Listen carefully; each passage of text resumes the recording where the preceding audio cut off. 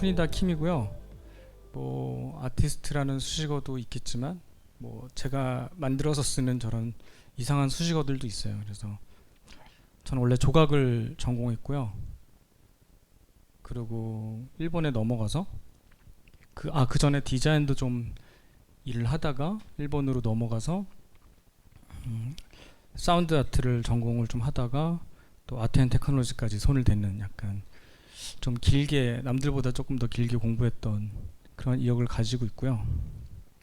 그래서 오늘은 5가지인데 5가지 들어가기 전에 그 좀 베이스가 되는 이야기들을 그냥 이것저것 뭘 했는지를 그냥 짤막짤막하게 좀 소개를 하면서 넘어가면 좋을 것 같아요. 그래서 지금 많이 하고 있는 작업들보다 약간 전에 했었던 것들을 조금 가져왔는데 생각보다 자료들이 별로 없어서 좀 아쉽긴 한데, 네, 그래서 먼저 제가 지금 작업을 본격적으로 하기 전에 조각을 전공을 했었는데, 조각 전공하면서 되게 매체에 대한 실험들을 되게 많이 했던 것 같아요.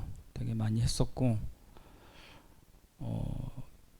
근데 그런 매체들을 처음 이런 것들을 하게 된 계기가 되게 애기 같긴 한데, 제가 중학교 때 사실 이런 축소 모형 같은 걸 만드는 걸 너무 좋아했어요. 그래서 이런 오타쿠적인 소질이 있었고, 그래서 이런 걸 그냥 만드는 걸 좋아했던 게 아니라 되게 디테일하게 복장 이런 걸 고증 같은 것도 확인하고 막 그런 거를 하던 그런 중학생이었고요.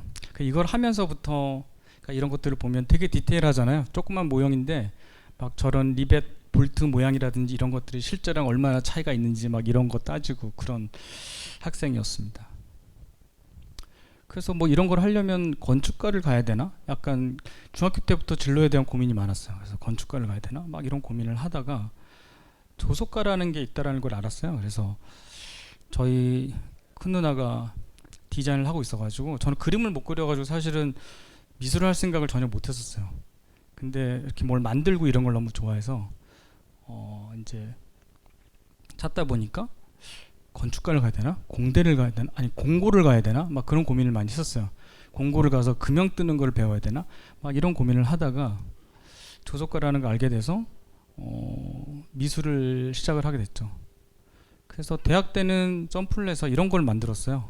이런 거 제가 정말 오랜만에 발표 때 보여주는데 되게 손바닥보다 작은 사이즈로 이런 것들을 만들어서 졸전을 했던 기억이 나요. 그래서 이런 것들을 원래 계속 할 생각이었는데 약간 여러 가지 생각들이 많아서 디자인이라는 걸 하게 됐어요. 약간 이거에서 한계를 많이 느껴가지고 매체에 대한 한계도 느끼고 분명히 재미는 있는데 좀 다른 것도 해보고 싶다라는 생각이 되게 많이 들었었는데 대학교 때 처음 갔을 때 저런 PC들을 사용하게 됐어요. 저는 물론 그 전에도 PC를 썼는데 그 전에 PC는 약간 게임용 PC에 거의 가까웠고 대학 가서는 이걸 가지고 막 포토샵으로 이상한 이미지를 만들기도 하고 영상을 만들기도 하고 사람들이 핫한 그런 시절이었어요. 그래서 그런 걸 하면서 이걸로 하면 뭔가 좀 그때 어린 마음에 싸게 이것저것 작업을 할 수 있겠는데 라는 생각을 오판을 했죠. 돈이 더 많이 드는 것도 모르고. 그래서 이런 매체를 컴퓨터를 가지고 막 그림도 그리고 되게 다양하게 사진도 막 합성하고 막 그런 작업들을 많이 했었어요. 근데 그 와중에 좀 약간 그 인터넷이라는 게 저희 대학 전에 나왔나? 가물가물한데 인터넷이라는 게 나와서 인터넷에 또 매력이 많이 빠져가지고 그 하루에 막 서핑을 12시간씩 하고 막 그런 것들을 했었던 것 같아요. 그래서 막 이런 홈페이지도 만들고 근데 이런 자료들이 다 없어져서 사실 제가 초창기에 웹아트라는 걸 했었었는데 그 자료가 다 플래시 파일에서 남아있는 게 하나도 없더라고요. 그래서 오늘 꼭 보여드리고 싶었는데 막 창이 막 움직이고 클릭하면 막 그 윈도우 안에서 창들이 막 돌아다니고 약간 그런 이상한 작업, 그래도 컴퓨터가 다운돼서 꺼지게 만들고 막 이런 작업들을 했었는데 그런 자료를 찾을 수가 없네요. 그래서 그런 것들을 했었고 이거는 그래서 광고 일을 하게 됐어요. 그래서 제일기획이랑 광고 일을 하게 되면서 저런 이제 콘티도 같이 짜고 지금은 이제 뭐 사진 작업하시는 작가분이랑 같이 이렇게 작업들을 하면서 이런 약간 인터랙티브 광고를 처음 삼성 광고를 만들었었어요. 그래서 이게 잘 돼서 뉴욕 광고제도 파이널리스트에 오르고 했었는데 지금 보시면 알겠지만 그때 당시 되게 획기적으로 했었던 것 같아요. 뭔가 창들이 생각을 하면 생각하는 독백이 있고 독백을 누르면 저런 창들이 실제로 창들이 따다닥 뜨면서 창들이 막 부유하다가 생각이 정리가 되면 창들이 싹 사라지고 뭐 바닥으로 떨어지고 그래서 자바스크립트를 써서 막 창들이 움직이고 막 이야기 구조랑 연결되게끔 뭐 카메라가 어깨에 사람끼리 스치면 카메라를 떨어뜨리는데 실제로 창에 카메라가 갇혀서 뭐 바닥으로 떨어진다든지 막 그런 이상한 실험들을 되게 많이 했었던 것 같아요. 그래서 이런 걸 하면서 아트보다 디자인이 훨씬 재밌는 게 많이 있을 수 있겠는데 그런 생각을 순간 잠깐 했었어요. 그런 시절이 있었어요. 근데 이제 아시겠지만 일이 잘 되면 그거랑 비슷하게 해주세요라는 일들이 많이 들어오잖아요. 그래서 그런 일을 자꾸 하다 보니까 너무 재미가 없어서 마침 또 유학을 갈 생각을 하고 있어가지고 일을 다 접고 이제 유학을 가게 됐죠.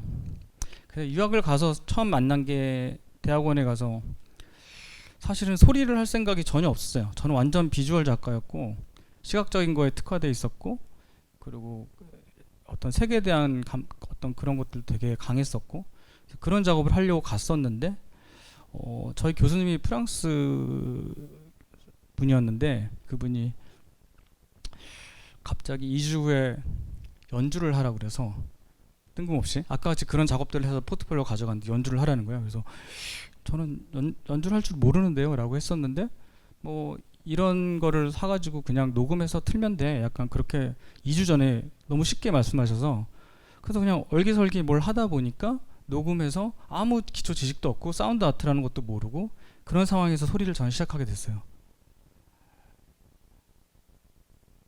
그렇게 시작을 했는데 너무 그게 좋은 거예요. 매체에 대한 실험들을 기본적으로 전 되게 많이 이때도 계속 매체에 대한 실험 되게 많이 하고 질감에 대한 아무래도 조소를 하다 보니까 조각을 만지고 이런 거에 기본이 베이스가 돼 있다 보니까 소리도 약간 그런 식으로 접근을 하더라고요. 만질 수 있는 소리? 약간 그런 것들에 관심이 많아서 근데 마침 저희가 갔을 때 일본의 여러 대학들이 이렇게 모아서 밴드 플러스라는 저런 활동들을 했었어요. 그래서 서킷 밴딩이라고 해서 장난감을 막 개조해가지고 연주하기도 하고 어떤 애는 그 슬롯 머신을 가지고 와서 배에다 메고 막 120볼트짜리를 막 코드를 막 꽂으면서 연주를 하기도 하고 어떤 애는 빨개 벗고 뛰어다니기도 하고 랩톱으로 연주하다가 랩톱을 부시기도 하고 마지막에는 뭐 그런 식으로 되게 과격한 어그레시브한 공연들을 많이 했었는데 뭐 저런 식으로 장난감을 개조한 사람도 있었고 이건 카우세라는 작가의 작품인데요.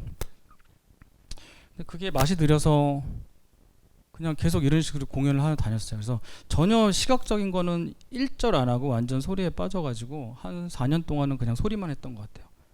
근데 그 자료가 별로 남아있는 게 없어요. 그때 당시는 이게 기록 안 되고 휘발되는 게 너무 중요하다고 생각했어요. 그래서 휘발되기 때문에 소리지라는 생각을 가지고 공연을 많이 했었고 그래도 뭐 찾다 보니까 약간 먼지가 많이 묻은 사운드가 하나 있어서 잠깐 들려드리면 지금 들으면 유치해서 들을 수가 없는데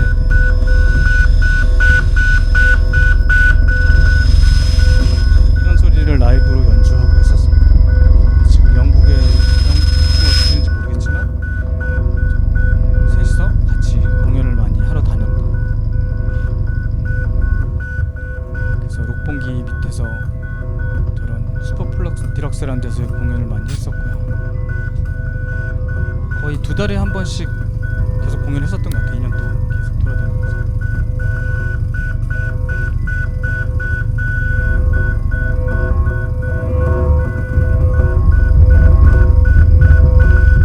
참고로 이 소리는 뭐 제 소리도 제 관련된 소리들은 기본적으로 다 필드 레코딩 하는 소리 가지고 작업한 사운드들이에요.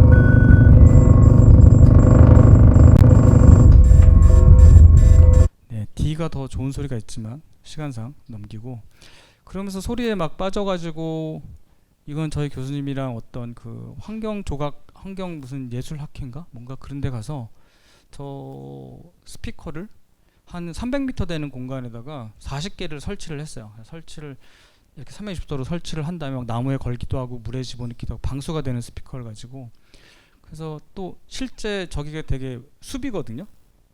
서울숲 같은 그런 숲인데 그런 숲에다가 한 300m 반경에다 설치를 하고 실제 숲에서 나는 새소리랑 막 물소리랑 이런 거랑 저희가 그 가운데서 연주를 라이브로 해가지고 녹음을 해서 그 소리랑 섞여서 들리게끔, 어떤 게 진짜 오리지널이고 어떤 게 가짜인지 알 수 없게 그런 식으로 연주를 했었던 기억이 나요. 그래서 저걸 설치를 하루 연주하고 그걸 그대로 이제 플레이를 해서 설치해가지고 한 2주 동안 계속 흐르게끔. 네, 많은 분들이 이게 진짜 이 여기서는 소리인지 전자적 소리인지 막 헷갈려 하신 그런 광경들을 보면 되게 재밌게 공연했던, 설치했던 작업이었던 것 같은데, 자료가 이런 거밖에 안 남아서 이런 거밖에 못 보여드려요. 네. 그래서 이때부터 약간 뭐라 그럴까,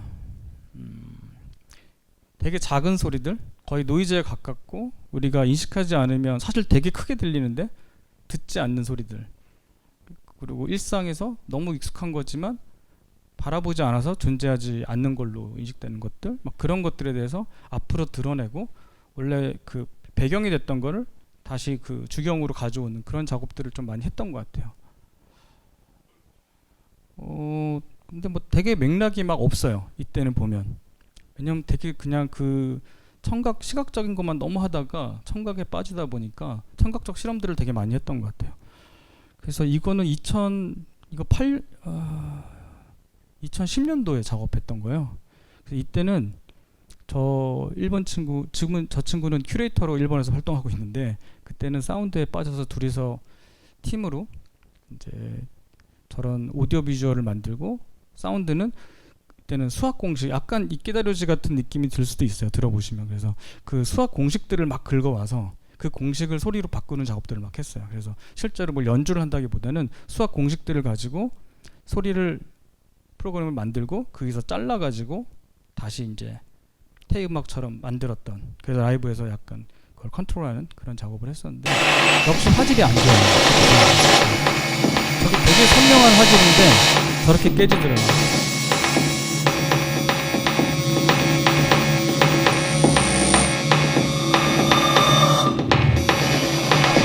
내용이 있다기보다 약간 수학적 심어가지고 음악을 만들 수 있을까? 흉내를 한번 내본 거예요.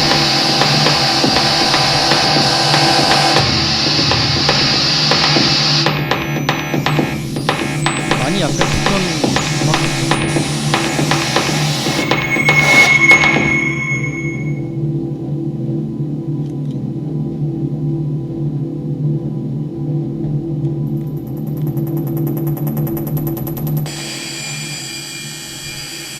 네, 그래서 계속 실험을 하다가 약간 작업이라고 불리울 만한 것들을 이제 이때 지금 일본에서 활동하는 다니구치 아키히코라고 타마미술대학에서 지금 교수를 하고 있는 친구인데요.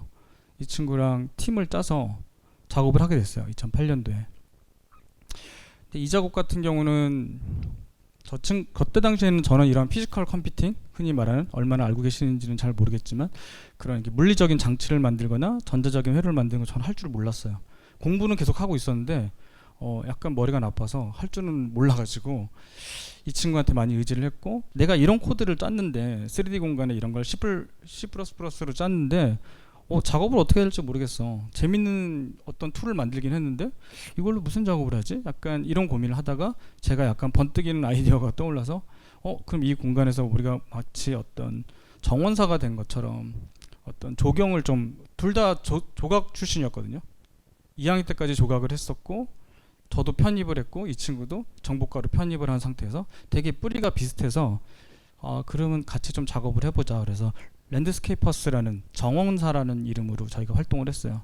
2008년도에 한 거 치고는 저는 괜찮은 작업이라고 생각이 드는데, 그래서 지금 밑에 있는 이런 게 이 친구가 이제 조각도를 만든 거예요, 일종의. 그래서 저걸로 컨트롤을 우리는 조각도라고 생각하고, 저 3D 공간을 하나의 큰 정원이라고 생각하고, 그 정원 안에서 이미지들을 되게 뭔가 뭐랄까, 한국에도 있고 일본에도 있은 어딘지 구분이 안 되는 어떤 이미지를 가지고 조각을 하기 시작을 했어요, 라이브로. 이것도 마찬가지로 화질이 아주 안 좋습니다.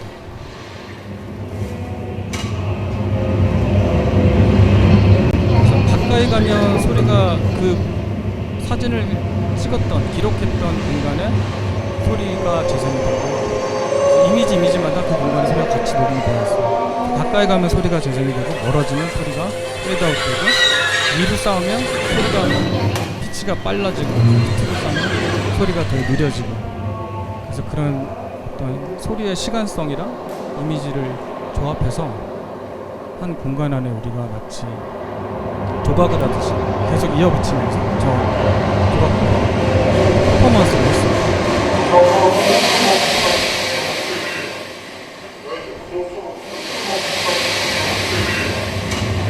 손에 손가락이 그냥 가까이 가니까 확 크게 들었다가 멀어지면 싹 살았던 거예요. 실제로 뭔가 페이드 페이드아웃 하는 게 아니라 실제 움직임하고 연동돼서. 그래서 이런 작업들을 했었고, 저는 이제 저 이후에 2010년까지 저희가 활동을 하다가 저는 한국에 저런 식의 작업들을 했었는데, 이건 애플스토어에서 공연했던 모습인데요. 정말 자료가 남은 게 없어요. 그래서 그걸 가지고 더 작업을 둘이 너무 하고 싶었는데, 그때 이제 지진이 일본에서 크게 왔었죠. 오고 저희 집에서 그 콘크리트 가루가 떨어지고 막 벽이 갈라지고 그래가지고, 저는 이제 한국에 또 비자도 마침 끊기고 그래서 한국으로 한 2011년 이쯤에 넘어오면서, 이 친구는 나중에 다니구치 아키코의 어떤 자료들을 찾아보시면 알겠지만 저거를 가지고 계속 디벨롭을 해서 지금은 게임 아트 쪽으로 작업을 하는 일본에서 유명한 작가예요. 근데 저는 넘어와서 오히려 좀 물리적인 거랑 소리에 더 집중해서 하게 됐고, 그래서 여담으로 말씀드리면 얼마 전에 국현에서 전시를 하나 했었는데, 그때 원래 다니구치 아키코랑 같이 작업을 준비를 하다가 중간에 사정이 생겨서 이제 그 못하게 되고 저만 하게 돼서 좀 아쉬움이 남는 그런 전시가 했었습니다. 그래서 이거는 일본 ICC에서 또 이제 계속 소리에 대한 탐구를 했었는데, 같은 시기에 이제 되게 그때는 약간 제가 기록도 안 했다고 말씀을 드렸는데, 작업처럼 안 보이는 이미지에 대한 약간 그런 게 되게 강했었어요. 하고 싶어하는 욕심. 그래서 전시장 입구 앞에 저런 이제 손잡이를 만들고, 뭐 약간 그런 뭐랄까 크레딧이나 작품명도 저 뒤에 숨기고 작업처럼 안 보이는데, 약간 어린애들 키높이에 맞춰서 애들이 들어오면 저 안에서 작은 소리가 이렇게 새어 나와요. 네, 약간 새어 나와서 뭐지라고 해서 귀를 갖다 대면 약간 머릿속으로 소리가 싹 들어오는 느낌으로 이게 머리를 타고 약간 골전도 스피커 같이. 그러니까 반대로 골전도라고 하면 우린 여기다 하고 내 머릿속에 들리기만 하는데, 이거 같은 경우는 밖으로 일부러 세게 하고 어떤 거 저 파이프 관을 진동시켜서 그 안에 뭔가 작은 스몰스케이프가 있는 것처럼 그런 느낌으로 작업을 좀 했었어요. 그래서 그랬을 때 뭔가 한 10명 오면 한 4명 정도 알아차리는 이게 작업인지, 그 4명 알아차렸을 때 느끼는 어떤 감정은 되게 다르다고 저는 생각이 들거든요. 그래서 약간 그 어려운 길을 가기 시작했죠. 그냥 비주얼 작업했으면 잘 먹고 잘 살았을 텐데, 이 사운드를 하는 바람에 제가 10년 정도 퇴보한 느낌이 좀 있어요. 네. 그래서 그런 것들을 하다가 이제 한국에 넘어왔죠. 한국에 넘어와서 첫 번째는 사운드였고, 두 번째는 이제 아파라투스, 장치에 대한 작업들을 하기 시작을 했어요. 근데 아파라투스라는 거는 여기도 아까 라틴어를 얘기해서 좀 재밌었는데, 라틴어예요. 그래서 어원이 디바이스의 어원이고요. 뭔가 A와 B를 연결하는 통로, 매개체, 그걸 통해서 뭔가 서로 소통하는 그런 것들을 일단 디바이스의 어원, 아파라투스라고 써요. 그래서 디바이스라고 그러면 너무 장치적인 의미가 너무 강해서 저는 별로 선호하지 않았고, 그래서 아파라투스라는 단어를 써서 이때부터 이제 사운드 아파라투스를 만들기 시작을 했어요. 근데 처음에는 이것도 정말 자료 이미지가 다 날라갔는데, 다빈치라는 무슨 공모전이 있었어요. 그래서 한국에 오자마자 2012년에 처음으로 한국에서 이제 어떻게 보면 공식으로 작업했던 작업이고요. 이게 아주 그 파워블럭한테 악평이 자자했던 그런 작업인데, 예. 저건 이제 초지향성을 써가지고 사람들이 와서 저걸 굴리면 그런 소리들의 방향성이 이렇게 바뀌고 공간 안에서 소리들이 튕기고 뭐 이런 실험들을 했었어요. 그래서 이 작업은 이때 12년도에 시작해서 거의 18년도까지 계속 연작으로 계속 하고 있었던 작업이에요. 그러니까 새로운 작업을 계속했다기보다는 어떻게 보면 계속 디벨롭하는 작업을 했었던 것 같아요. 왜냐하면 아까도 말씀드렸지만 어떤 전자적인 지식도 부족했고, 뭔가 작업을 통해서 작가들은 어쨌든 익히고 또 해야 되는데, 계속 새로운 작업을 하게 되면 계속 그 리셋이 되거든요. 그래서 이때 당시는 하나의 작업에 꽂혀가지고 뭐 좀 느리더라도 천천히 가자라는 생각으로 계속 했었던 것 같아요.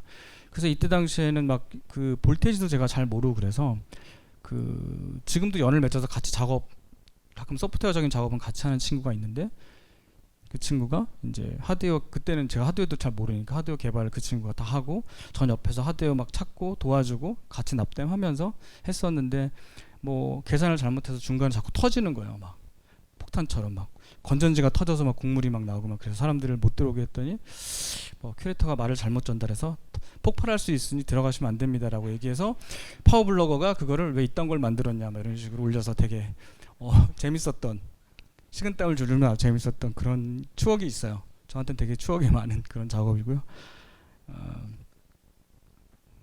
그러면서 그때부터 이제 저런 식으로 회로들을 뜨고, 근데 저런 전자회로를 뜨는 게 어떤 뭐라고 그럴까, 그냥 기술적 접근도 있겠지만 이때 당시에는 어떤 내가 무언가를 디지털로 만들려고 하면 디지털은 다 소프트웨어니까 되게 물리적이지 않다라고 생각하잖아요. 근데 결국 그 소프트웨어도 물리적인 장치 안에서 돌아가야 돼, 회로에서 돌아가야 되거든요.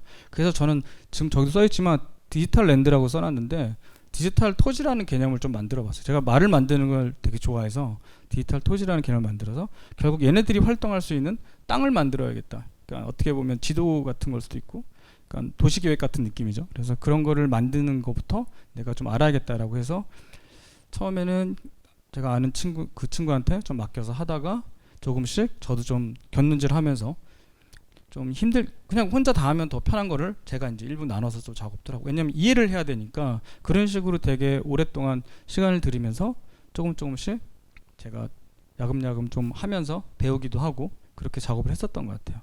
그래서 이때는 사실 작업적인 내용보다는 어떻게 하면 좀 더 뭐랄까 익숙한 소리를 다르게 인지할 수 있고 그걸 통해서 사람들을 사유하게 만들 수 있을까. 너무나 당연한 소리들을 너무나 당연하게 생각하니까 아무 사유를 할 수 없거든요. 근데 그런 부분들을 좀 계속 건드려 주는, 똑같은 필드 레코딩의 소리를, 자연 소리를 들려줘도 다르게 감각할 수 있게, 일반 스피커로 그냥 틀어주면 사실 감각하기가 뭐 뻔하죠. 근데 그것들을 초재앙성이라는 방식을 통해서 좀 다르게 약간 더 만져질 수 있는 소리로 보여준다든지 그런 작업들을 했어요. 그래서 저런 작업들을 계속 디벨롭을 하면서 이해하기 위해 했던 작업이기도 한 것 같아요. 제가 어떤 구조를 이해하기 위한. 그때는 잘 그런 생각을 안 했었는데,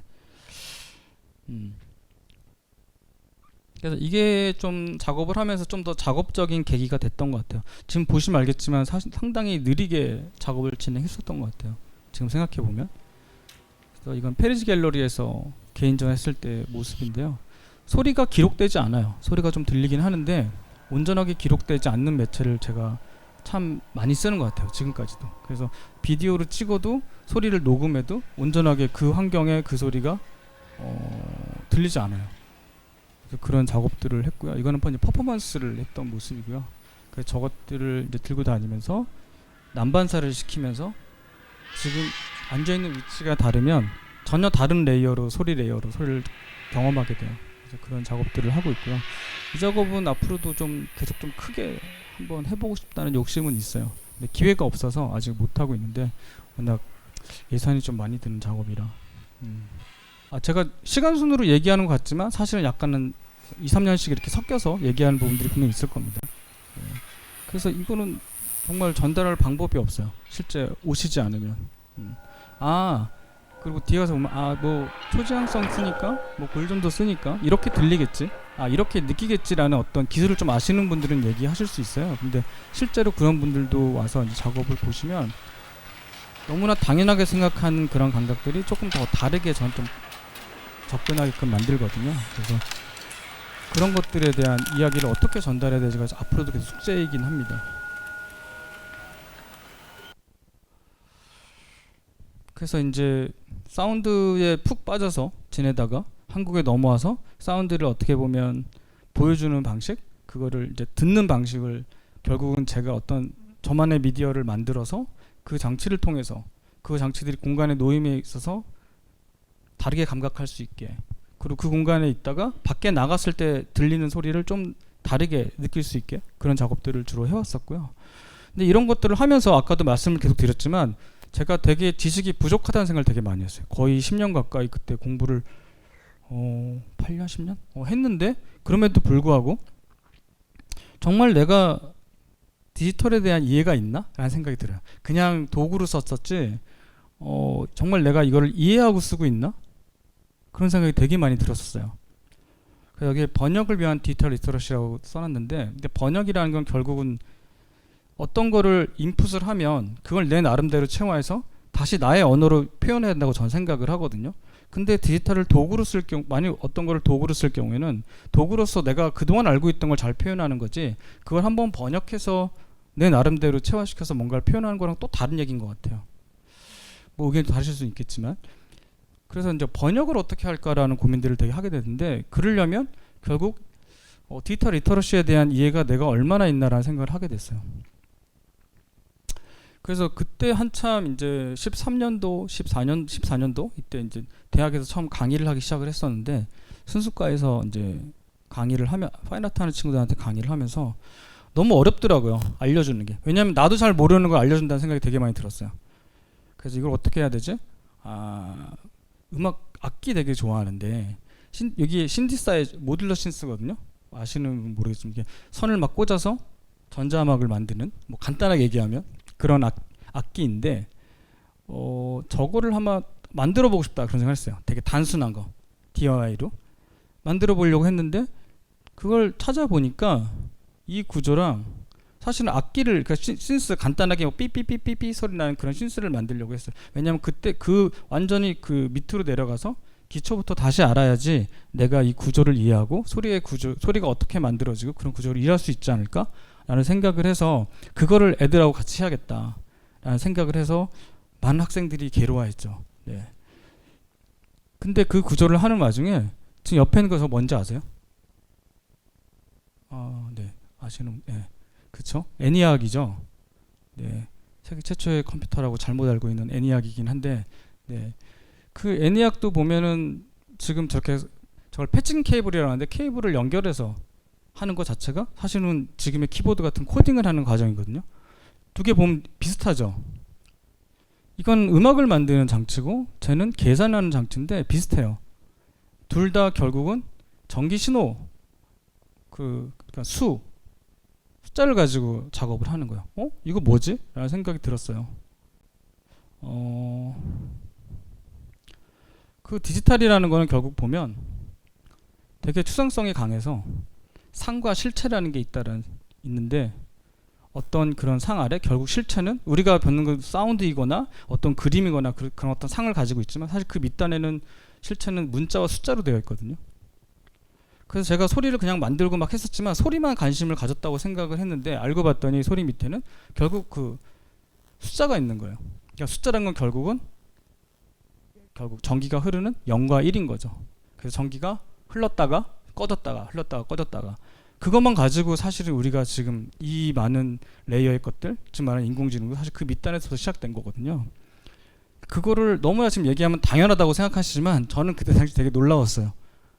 이걸 왜 몰랐지? 이러면서. 그래서 그 악기 만드는 것과 모듈러 신스를 만들려고 시작했던 게 결국 컴퓨터의 원리까지 관심을 갖게 되게 만든 거죠. 그래서 뭐 이런 골치 아픈 이런 거를 찾아서 보게 됐죠. 컴퓨터는 뭘로 만들지? 보니까 논리회로라는 이 구조를 가지고 컴퓨터를 만들더라고요. 그래서 4비트, 8비트, 그 다음에 16비트, 32비트, 64비트 쭉쭉쭉쭉 올라가는 게, 가장 밑단에는 이런 단순한 논리 구조의 어떤 회로를 가지고 만드는데, 이걸 가지고 똑같이 모듈러 신스를 만들더라고요, 악기를. 그래서 이걸 다 공부할 수는 없잖아요, 제가. 그러면 아마 지금도 계속 모듈러 신스를 만들고 있었겠죠. 네, 다 할 수는 없어가지고 그 중에 하나 되게 단순한 거, 낫 게이트라고 해서 0을 넣으면 1이 나오고 1을 넣으면 0이 나오는 이것만 제가 탁 뽑았어요. 그러니까 모듈러 신스 만들 때도 가장 기본적으로 그 발증기라고 하는데, 소리를 만드는 발증기를 만들 때 가장 먼저 쓰는 논리 회로예요. 다른 건 너무 복잡하고 어렵고 내가 또 모듈러 신스만 만들고 싶어 하는 사람은 아니다 보니까 이걸 하나 깍 집어서 1비트에만 집중해서 작업을 하기 시작했던 것 같아요. 작업이라기보단 수업도 진행하고 공부를 했죠. 그래서 그런 공부들을 하면서 디지털 미디어의 구조를 내가 얼마나 이해하고 있을까, 그런 생각이 아까도 얘기했지만 되게 많이 들었었고, 근데 그게 사람하고 사람 사이의 관계도 서로 이해하려고 하고 그래서 막 서로 물어보고 그렇게 하는데, 하물며 내가 맨날 쓰고 있는, 저뿐만 아니라 맨날 쓰고 있는 내 손에 항상 들고 다니는 이런 디지털 장비들에 대해서 내가 얼마나 이해하고 있지? 사용법은 잘 알고 계시죠? 알려준 사용법, 그거 판매처가 알려준 사용법, 스티브 잡스가 알려준 사용법은 너무나 잘 알고 있지만 이걸 정말 내 방식대로 쓰고 있는가, 내 나름대로 커스텀해서 쓰고 있는가라고 했을 때는 그건 아닌 것 같다는 생각이 되게 많이 들었어요. 왜 아니냐면 테크놀로지가 엄청 발달하면서 결국 이런 핸드폰 안을 딱 뜯어봐도 뭔지 알 수 없어요. 왜냐면 사실 저 안에는 트랜지스터들이 뭐가 계산식이 있고 뭐가 있고 한데 그것들이 점점 발달하면서 작아지고 해서 결국은 폴더 속 폴더라고 전 얘기를 하는데 되게 블랙박스가 되었거든요.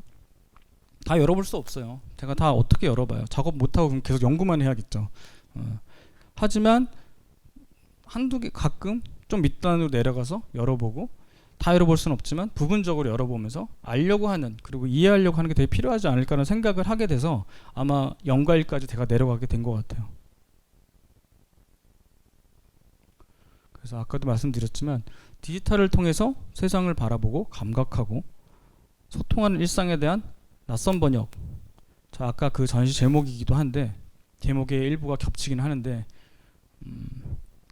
이런 낯선 번역을 하기 위해선 생각보다 우리가 디지털을 통해서 뭐 핸드폰을 통해서 뭘 통해서 소통하고 감각하고 그런 센서를 통해서 뭘 바라보고 만져보고 그런 것들이 되게 많은데 그거에 대한 이해도가 너무 없다는 생각을 계속 하게 된 거죠. 그래서 아까 말했던 디지털 리터러시는 그냥 읽고 쓰는 능력이 아니라 내 나름대로 그 미디어를 체화해서 나의 언어로 그거를 쓰는 것들, 그리고 나의 언어로 나의 생각으로 그걸 읽을 수 있는 거, 되게 추상적일 수 있는데 그런 것들을 생각하는 계기가 됐던 것 같아요. 근데 그런 계기는 저 혼자서 사실은 아무리 해도 할 수 없었던 것 같아요. 그때 이제 혹은 나비에서도 했던 2013 거의 9년 전에 했었던 워크숍이네요. 네. 그래서 그런 워크숍을 아까 그런 1비트를 가지고 워크숍을 했었고 그 1비트를 느끼는데 뭐 많이들 아시겠지만 저는 전기를 통한 흑연을 통해서 지우개로 지우고 글자를 쓰면서 소리의 0과 1을 느껴보기도 하고 빛으로 느껴보기도 하고 뭐 그런 것들을 좀 해봤던 것 같아요.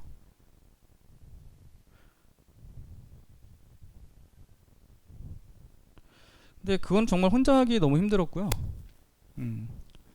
그 프로토놈이라는 걸 이때 당시에 이제 슬슬 만들기 시작을 했어요. 그래서 여기 보이는 김승범 씨가 이제 그 컴퓨터 교육을 전공하셨고 그 전에 생명공학을 전공하신 분인데 지금 워크숍이라든지 또 이런 언어적 작업으로 되게 활발하게 활동하고 계시고요. 저랑은 개인 작업하고 별도로 둘이서는 항상 그 메타미디어, 컴퓨터에 대한 미디어를 만드는 미디어에 대해서 생각하는 어떤 작업들을 꾸준히 해오고 있습니다. 저희가 약간 저 깔스루에서 낙서했던 저희 둘의 이미지고요. 그래서 작업들도 많이 했지만 일단 워크숍을 이런 식으로 한참 14년, 15년도, 10년도에 워크숍을 많이 했던 것 같아요. 다니면서 그때는 작업보다 워크숍을 더 많이 했던 기억이 있어요. 그래서 이런 워크숍들을 많이 했었고, 그래서 1년 동안은 저희가 같이 작업하기보다는 그냥 작업실을 같이 쓰면서 대화를 많이 했어요. 이것저것 대화를 하고, 그러면서 제가 많은 걸 또 이분한테 영감을 받았고 생각을 하게 됐던 것 같아요. 그래서 저희가 처음으로 했던 워크숍은 ACC 오픈할 때 같이 결국 1비트를 가지고 0과 1이 소리도 만들고 빛도 만들고 움직임도 만들 수 있어, 이렇게 트랜스폼 가능해 라는 거를 되게 단순하게 워크숍을 꾸며서 저희가 진행을 했었어요. 젊어 보이는데 단순하지만 정말 별거 없는 1비트 가지고 이렇게 다양한 거를 할 수 있고, 그 구조를 그냥 이렇게 해보는 게 아니라 정말 감각적으로 느낄 수 있게 0과 1이라는 숫자를, 그것들을 하기 위해서 했던 워크숍이었던 거예요.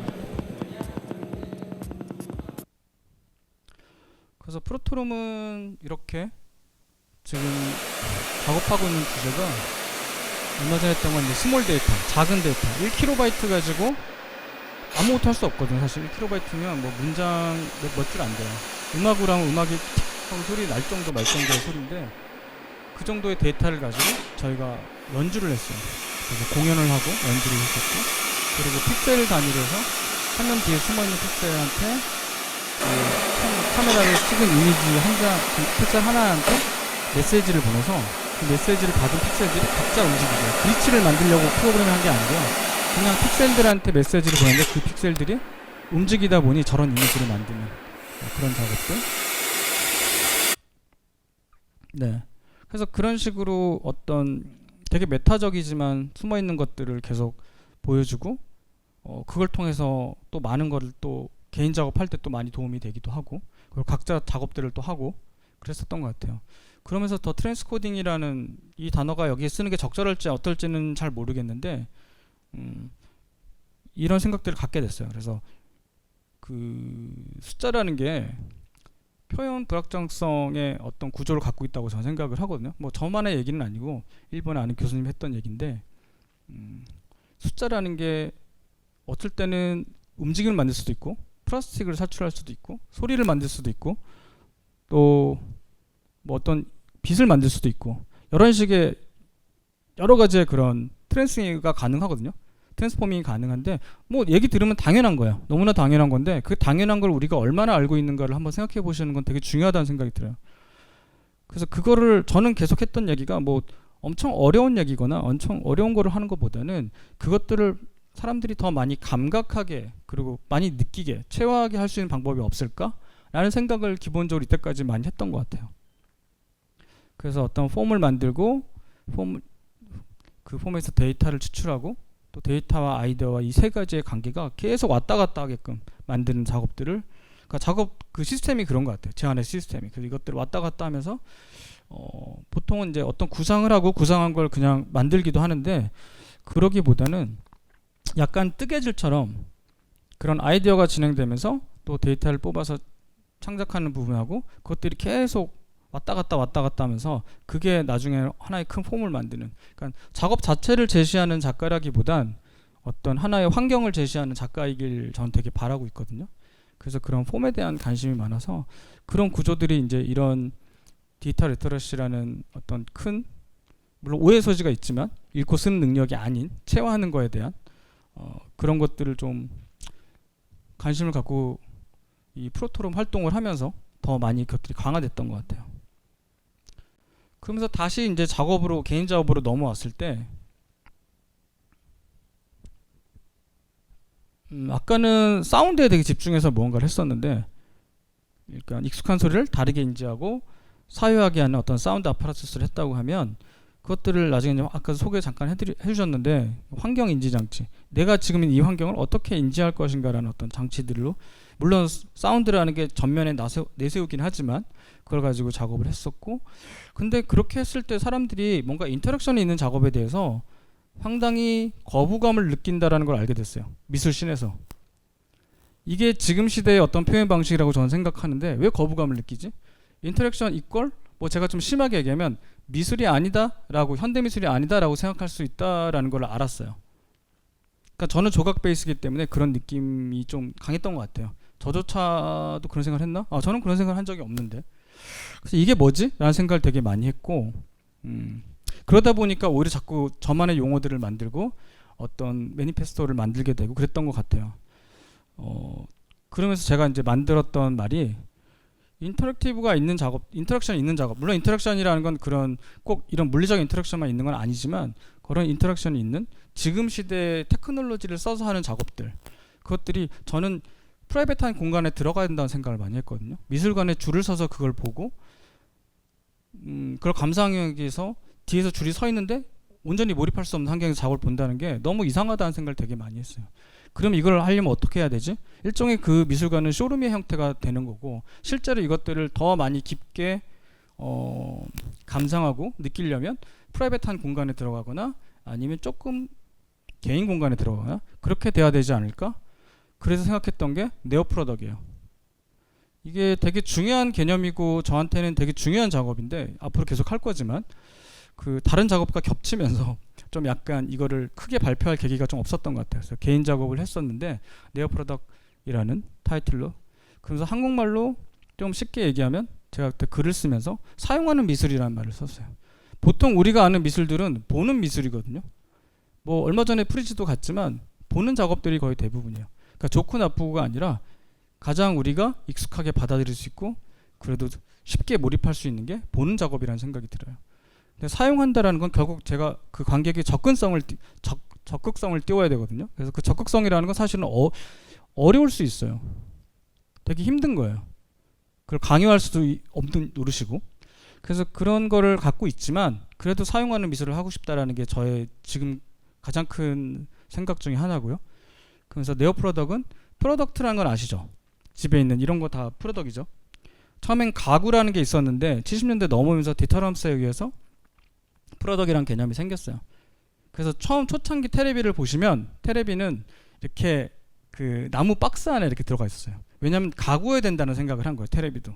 그래서 프로덕인 개념이 없었기 때문에 그런 식으로 들어간 제품들이 꽤 많았었어요.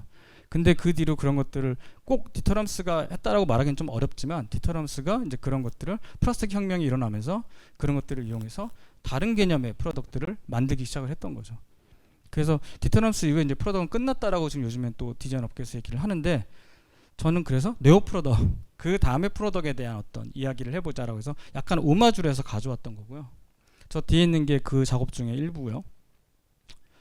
근데 이때부터 조금 점프가 있을 수는 있지만 항상 모든 걸 할 때 약간 매뉴얼을 만드는 습관이 조금씩 생기기 시작을 했어요. 왜냐하면 사용하는 미술이고 사용을 해야 되니까 인터랙션이 있을 때 에피타이저가 있어야 된다는 생각이 들었어요. 그냥 쓱 들어가 쓱 보기에는 너무 어려운 거예요. 그래서 뭔가 그 에피타이저가 나와서 맛을 보고 입맛을 봐야지 마음의 준비가 되고 그 다음 걸 하고. 요즘은 너무나 자유롭게 하는 시대이긴 하지만 오히려 이런 시대일수록 뭔가 내가 매뉴얼을 제시하고 어떤 방향성을 조금은 약간 강요일 수도 있지만 그런 것들을 하면 어떨까라는 생각을 해본 거예요. 그게 맞다라가 아니라 한번 해볼까? 항상 저는 계속 실험인 것 같아요. 그래서 그런 거를 이런 책을 통해서 수업 때 했었던 내용을 가지고 이제 당신의 귀가 얼마나 무심한가에 대한 어떤 그런 워크북 같은 걸 하나 만들었어요.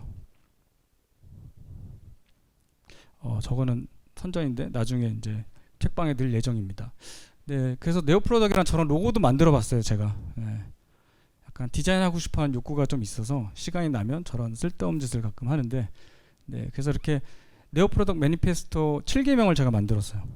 원래 디터람스는 이제 10개명이 있거든요, 디자인 10개명. 그거를 약간 오마주해서 제가 베낀 건데, 베껴서 이제 바꾼 거죠. 그래서 네오 프로덕은 사용자의 정신에 유용하게 한다. 원래 프로덕 그 얘기에는 뭐 정신이 아니라 어떤 사용성이라든지 생활에 뭐 유용해야 된다 어떤 그런 단어였던 걸로 기억이 나요. 근데 우리는 작업을 하는 사람이다 보니까 정신에 유용한 프로덕트도 있을 수 있지 않을까라는 생각을 제가 했던 것 같아요. 그리고 네오 프로덕은 모든 것을 잘라내고 한 가지에 집중해야 된다. 물론 이게 가끔 이제 죄송합니다. 바뀔 수도 있어요. 네. 그때 이제 지금은 현재 그렇게 생각을 하고 있고요. 그리고 미적이어야 한다. 그리고 목표가 명확한 어떤 아파라투스여야 되고 그래야 그 특성이 드러난다. 오래 사용되는 장치여야 한다. 그러니까 쉽게 한번 사용되고 버려지는 게 아니라 오래 사용되어야 된다. 그리고 여러 관계 속에 의해서 여러 의견에 의해서 계속 수정되어야 된다. 내가 정해진 내용으로 그냥 쭉 가는 게 아니라 계속 사용성에 의해서 계속 수정되어야 된다라고 말을 하는 거죠. 그리고 대상을 보고 나를 반사시켜야 된다. 어떤 그 프로덕이 있으면 그 프로덕을 통해서 나를 계속 리플렉션하는 어떤 장치여야 한다. 어떤 이런 주제를 가지고 제가 지금도 작업을 대놓고 얘기하고 있지 않지만 하고 있습니다. 그래서 이때 디스위킨드룸에서 개인전을 11년에 했었는데요.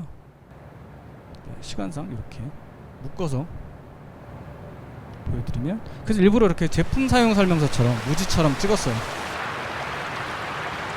작업이 어떤 작업인지는 뭐 대략 설명을 간단히 드리면 이제 A에서 B로 나의 정신을 트리거하는 일종의 약간 명상 장치일 수 있지만 항상 제가 밖에 있다가 모든 분 다 그럴 거예요. 집에 들어가면 밖에 있던 일거리를 들고 고민을 들고 집에 들어가시잖아요. 간단하게 말씀드려서. 근데 저런 어떤 내가 샤워를 하는 행위를 한다든지 어떤 빛을 쬐는 행위를 통해서 A에서 B로 트리거할 수 있는 어떤 의식적 행위를 통해서 근데 그게 사운드가 트리거가 돼서 약간 그런 어떤 프로덕이 있어도 좋지 않을까? 라는 작업을 시작했던 것 같아요. 이거 되게 의외일 수 있는데 계속 하고 있는 수석 작업이에요. 네오 수석 작업인데 이것도 지금 현재의 모습은 약간 되게 러프하지만 이제 그 다음 버전에서는 완전 가정에 들어갈 수 있는 형태의 어떤 테이블의 형태가 될 거예요. 그래서 이런 수석이라는 거 하면 과거의 관상용의 어떤 그냥 인테리어 소품이었는데 그걸 디지털을 통해서 뭔가 돌을 주워오는 게 아니라 데이터를 주워오고 데이터에 있던 그런 풍량이라든지 그 돌을 생성하는 데 있어서 필요한 어떤 소리들을 녹음해 와서 그것들을 능동적으로 어떤 자기 집이나 어떤 공간에서 플레이했을 때 그것들이 재생되고 계속 변화되게끔 그 내가 있는 환경에 영향을 받아서 또 변화되는 약간 그런 수석에 대해서 수석이라는 어떤 그런 관상용에 대해서 다시 재해석하는 작업을 좀 해봤었어요. 뭐 자세한 건 사이트에 가면 설명된 영상이 있습니다. 그리고 최근 한 달도 아직 안 됐죠. 끝난 작업인데요. 국현에서 했던 그 메디테이션 유튜브라는 주제로 지금 작업 전시를 쭉 하고 있어요. 다원예술에서. 그래서 한국지를 제가 했고요. 그래서 유타입 몸을 위한 명상기구라는 작업을 한 달 좀 안 되게 전시를 했습니다. 그래서 이런 식으로 나열되어 있고 이런 장치, 이런 기구들이 있어서 저것들을 통해서 귀를 통해서 어떤 명상적 사운드를 듣는 게 아니라 볼을 통해서 듣는다든지 뭐 이마를 통해서 소리가 들어온다든지 뭐 뒤에서 들어온다든지 약간 그래서 원래 익숙했던 소리를 듣는 방식, 아까 소리를 경험하는 방식이 아니라 다른 방식으로 소리를 내가 주입하고 근데 그 소리들이 사실 되게 명상 기구라고 써놨지만 사실은 명상과 중독에 대한 이야기여서 그 차이가 뭔지 지금 시대의 명상과 중독이 뭔지 이런 것들을 좀 생각하게 하고 근데 많은 게 재밌었던 게 사람들이 다 여기서 명상을 하고 가요. 나는 그걸 노린 게 아니라 왜냐면 소리도 되게 어떻게 보면 ASMR 같은 사운드에 되게 촉각적인 사운드들이에요. 말로 표현하기 제가 되게 어려운데 그것들을 이제 경험했을 때 사람들이 사실 되게 정신없을 수도 있거든요. 근데 일상의 그런 노이즈한 소리들을 묶어서 곡으로 다 만든 건데 그거를 듣고 사람들이 되게 막 처음에 들어올 때 막 저렇게 막 펼쳐져 있으니까 약간 부끄러우신 분들은 힘들어할 수도 있고 여기 앉아서 어떻게 명상을 하지? 막 그런데 나갈 때는 이렇게 사우나하고 개운한 얼굴로 다 나가시는 거예요. 그래서 그런 것들이 되게 신기했고 그래서 저희 스태프들이 계속 또 물어보기도 하고 그래서 이런 걸 할 때는 기본적으로 저 앞에 지금 옷 입은 서 있는 친구가 있는데 저런 가이드들이 명상 가이드라고 그래서 계속 도와줘요. 일종의 퍼포먼스에 가깝기도 해요. 그래서 작업 안에 보시면 알겠지만 작업 안에 관객이 인서트되는 그 작업으로서는 아무런 의미가 없고 관객이 인서트 됐을 때 한 덩어리가 됐을 때 작업으로 되는 그리고 이게 움직이기 시작하는 그런 작업들을 주로 최근에는 많이 하고 있어요. 그래서 관점도 유튜브에서도 이걸 틀었었는데 뭐 그 이유는 이제 하나의 작업을 보는 관점들을 세 단계로 나눠본 거예요. 그래서 유튜브에서 되게 멀리서 집에서 바라보는 관점과 실제로 저 공간 안에서 멀리서 볼 수도 있거든요. 그래서 그냥 봤을 때 관객이 느끼는 관점과 그리고 실제 자기가 인서트 됐을 때 느끼는 관점이 다 달라요. 그래서 이렇겠지라는 생각들을 조금씩 다가올수록 유튜브에서 관객석으로 그리고 내가 실제 들어갔을 때 다가올수록 다 달라져요. 조금씩. 그리고 이렇겠지라는 생각을 갖게 되는데 사실 그걸 조금씩 다 이렇게 배반하는 부분들이 좀 있거든요. 그래서 아까 거기까지가 어떻게 보면 네오 프로덕의 한 흐름이었던 것 같아요. 물론 이 작업 말고도 다른 작업들이 더 있는데 뭐 시간상 그렇게 줄여서 제가 보여드린 거고요.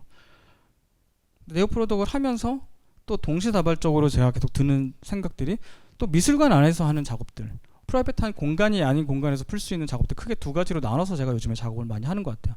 그래서 되게 프로덕 같은 개념에 되게 완결성이 있는 하나의 오브젝트 형태로 만드는 작업들과 물론 얘도 약간 오브젝트 형태를 가지고는 있지만 관객이 직접 그 안에 인서트돼서 공간을 돌아다니면서 실제 내가 지금 보여주고 있는 풍경을 다르게 인식하고 하는 것들 근데 그것들이 아까도 잠깐 얘기했었지만 리터러시 얘기할 때 어떤 나한테 수없이 인식되고 있는 감각들이 지금 되게 많이 있는데 그것들에 대해서 저도 정신을 못 차리면 사실 인식됐다는 생각을 전혀 안 하거든요. 제가 이렇게 얘기한다고 제가 인식을 하는 게 아니라 계속 작업을 통해서 할 때 그게 나도 제 인식이 되는 것 같아요. 그래서 그런 작업들을 한 키워드 중에서 이제 그 임플란트 된다라는 단어를 되게 많이 쓰고 있어요.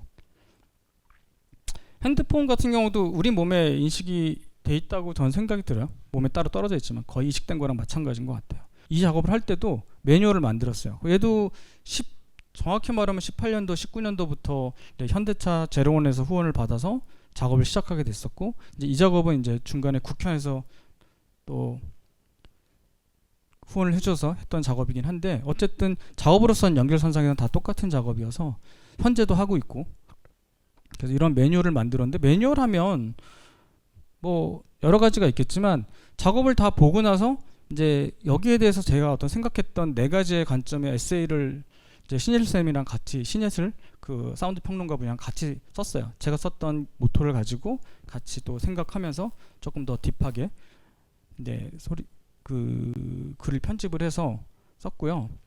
그래서 이 책은 이제 그 작업을 다 보고 나서 마지막에 관객한테 전달해서 집에 가서 읽게끔, 그래서 집에 가서 그걸 읽는 것까지가 작업의 완성이 되는 형태로 가져갔었고, 작업을 보기 전에 또 주는 책이 있었어요. 그래서 관점의 매뉴얼이라는 책인데, 이 책을 이제 보면서 이제 뒤에 있는 어떤 장치들을 제가 소개할 건데, 그 장치들을 장착하기 전에, 자기 몸에 이식하기 전에 그냥 이식하는 게 아니라 그 글을 읽으라고 그러면 사실 되게 어렵잖아요.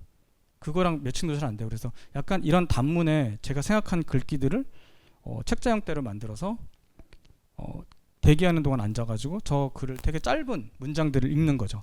잘 보시면 알겠지만 익숙하지만 익숙하지 않게 썼어요. 환경이라는 단어가 지금 거꾸로 돼 있죠. 근데 우리 읽을 수 있잖아요. 그래서 그런 거에서 할 수도 있고 아무 생각 없이 그냥 쭉 읽을 수도 있고, 그래서 그런 어떤 트리거들을 중간중간에 심어놓고 그것들을 보고 뭔가 답을 주는 게 아니라 그걸 듣고 그렇게 매뉴얼을 보고 난 다음에 이제 이런 장치들을 장착을 하면 저 위에 이제 라이더 센서가 있는데 저걸 통해서 실제로 보이는 공간들을 좀 소리로써 다르게 인식하는, 그래서 아까 그 문장들을 생각하면서 계속 생각하게 만드는 그런 작업을 좀 했었어요. 그래서 이거는 약간 실험적으로 했었던 거고요. 되게 간단하게. 제대로 한 거는 재작년에 이제 현대미술관에서 했던 작업인데요. 저렇게 이것도 이제 내비게이터라고 해서 옆에서 그런, 우리가 치과를 가면 의사가 되게 설명을 잘 해주잖아요. 그런 식으로 옆에서 계속 붙어있는 저런 퍼포머를 붙였어요. 설명한다기보다는 내 몸에 잘 이식할 수 있게 도와주는 내비게이터가 계속 같이 다니면서 이렇게 하세요, 뭐 저렇게 하면 어떠세요, 뭐 이런 불편함이 좀 있을 텐데 이물감이 있을 거예요. 그런 설명들을 해주면서 공간을 탐색할 수 있게. 그래서 저 미술관 지금 실제 사람들의 움직임이라든지 미술관을 탐색하는, 저 위에 보면 이제 그 라이더 센서, 360도 라이더 센서가 있어서 자율주행차에서 쓰는 센서인데, 공간을 인식해서 그거를 소리로, 그리고 아까 보면 이제 버드뷰로 나의 시선이 아니라 320도에, 사람은 320도 볼 수 없잖아요. 근데 320도 시선으로 공간을 인식하고 또 다르게 바라보고 관찰하고 하는 그런 작업을 했어요. 뭐 이것만 설명해도 시간이 많이 걸릴 것 같은데, 그래서 그 작업을 또 올해 넘어와서 7월 달에 작업했던 거고요. 이거에 이제 또 이제 관객들이 직접 해볼 수 있는, 그러니까 인서트되는 작업은 10월 달에 또 제로원데이에서 하긴 할 건데요. 이때는 극으로 40분짜리 극으로 만들어 봤어요. 그래서 짧게 저번 주에 영상이 나와서 유튜브에서 전체 풀 영상을 보실 수 있으시고요. 우리는 너무 많이 살고 있는데 사실은 너무나 익숙하게 아이패드라든지 아이폰이라든지 항상 들고 다니는 전자기기들이 있지만 걔가 어떤 내 안에 임플란트 되어 있다? 그러니까 나의 어떤 기능의 많은 부분을 대신해주고 있고 확장시켜주고 있다는 생각은 생각으로는 하지만 와닿지는 않거든요. 너무 익숙하기 때문에. 미술이라는 게 사실은 내용을 전달하는 것도 되게 중요하지만 그 내용을 전달하기 위해선 어떤 더 극대화해야 될 부분들이 분명히 있잖아요. 그런 의미에서 이런 뭐랄까 쓰는 장치라든지 그러니까 임플란트 된다라는 거를 좀 더 강조하기 위해서 과학의 형태로 좀 보여준다든지, 너무 익숙하게 이것들을 그냥 소비하고 그냥 사용하고 또 쉽게 다른 걸로 갈아타고.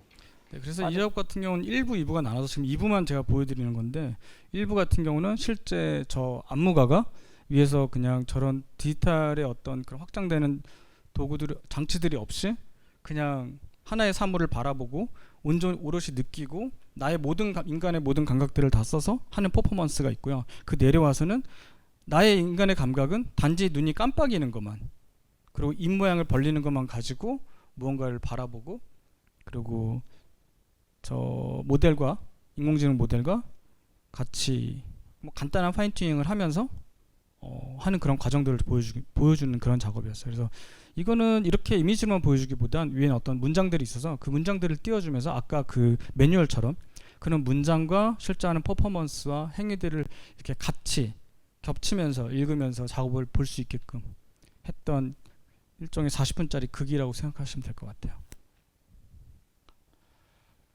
그래서 뭐 여기까지 좀 달렸는데 제가 정확히 1시간을 맞추려고 하다 보니까 오히려 질문에서 제가 많은 걸 좀 얘기해 주면 더 좋을 것 같고요. 하고 싶은 말은 많았지만 저는 그래서 여전히 조각가구나라는 생각을 되게 많이 해요. 디지털을 다루지만 아직도 조각을 하고 있고요. 그 디지털과 그 조각에서의 소조와 붙였다 뗐다 하는 그런 구조가 사실은 되게 같아요. 디버깅 한다는 그 구조 자체가. 그래서 제가 프로그램을 잘하거나 그러진 않아요. 아직도 계속 공부하고 있고, 아직도 많이 시행착오를 하고 많은 사람들한테 의견을 묻고 고치기도 하고 그런 작업들을 하고 있고요. 그래서 공기조각가 플러스 무언가인 사람인 것 같아요. 감사합니다.